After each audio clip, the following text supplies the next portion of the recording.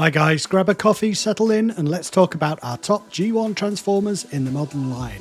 Number 10, Jazz. This version of Jazz was the first figure I bought and the one that convinced me I could feel at home with modern Transformers collecting. His transformation is very familiar, yet he has all the articulation I'd want in a 2024 figure. He's not flashy, he's your bog standard Autobot car, but getting that right, it's more tricky than it might sound. A great introduction to modern Transformers collecting for me. Number 9, Gnaw. I really like this vicious little ball of death.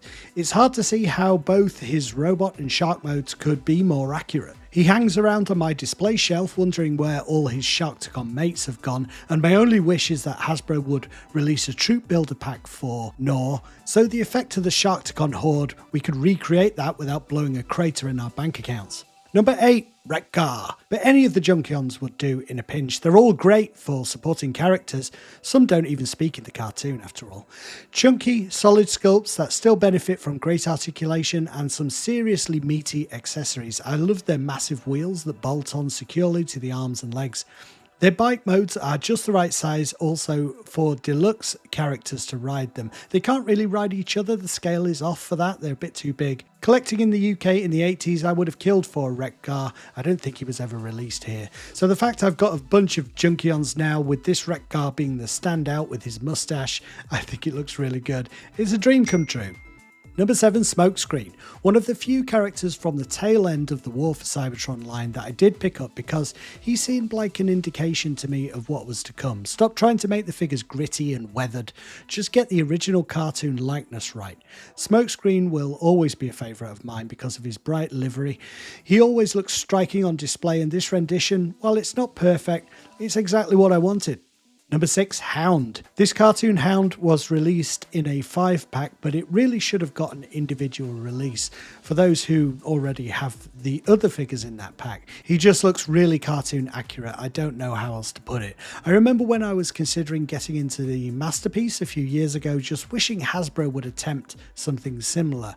There must be a way to do those kind of accurate figures, but at a more reasonable retail price, and this Hound proves that it's possible for me. Number 5, Hot Rod.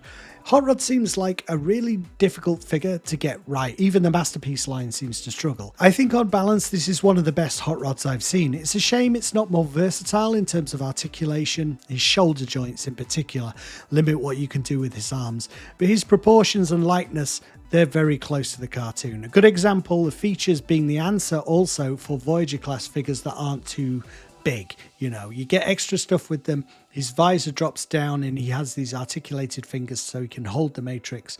Good stuff. Number 4, Arcee. I used to have a real problem with backpacks. This is the figure that taught me the truth. These are physical toys. You will never have a perfectly accurate cartoon likeness, particularly with a slender character like Arcee. All those limbs, they've got to go somewhere. Having got over that blind spot in terms of real world physics, I fell in love with this studio series Arcee. She's elegant, but also she looks tough and she can strike some great poses. See my 10 Shades of Pink shorts for examples. Number 3, Slug. I picked Slug, although I like him for the same reasons I like all the Studio Series Dinobots. They're so big and imposing, have rock solid ratchet joints and good articulation. Slug is probably the best all-rounder since there's no one thing that really irks me. There is with the others, so Snarl has yellow bits rather than gold in places. Sludge has wobbly hips and feet, and some of Grimlock's features are on the dull side. His visor and chest plate spring to mind. Slug, yeah, the best all-rounder for me once I've got over the idea that he's no longer called Slag. Slag, I'm allowed to say Slag.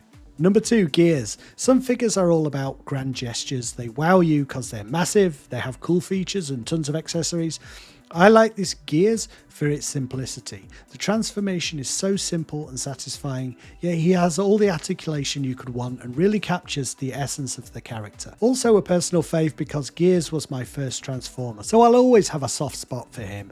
And this release is all I could have wanted in a modern version of Gears. I love the fact that they're getting to some of the characters that for me are personal favourites.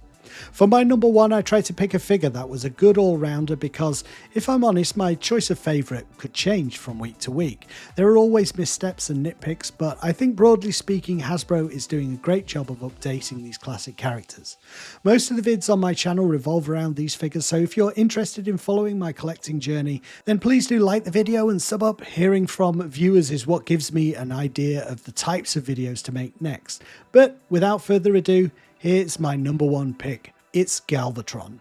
I was really happy when Hasbro updated the Kingdom Galvatron mould with this more cartoon accurate paint job for the Legacy. The War for Cybertron line got a lot right, but I was never keen on that weathering. This Galvatron now encapsulates the essence of the character, a sort of pent-up angry energy to Galvatron. He's got these boulder shoulders, chunky forearms, thick barrel chest. He's toned like a bodybuilder, which is exactly how I think Galvatron should be. That's my top 10. Let me know yours in the comments. Thanks for watching. I've been Napyet, and I'll see you next time. Cybertron and all its moons belong to me!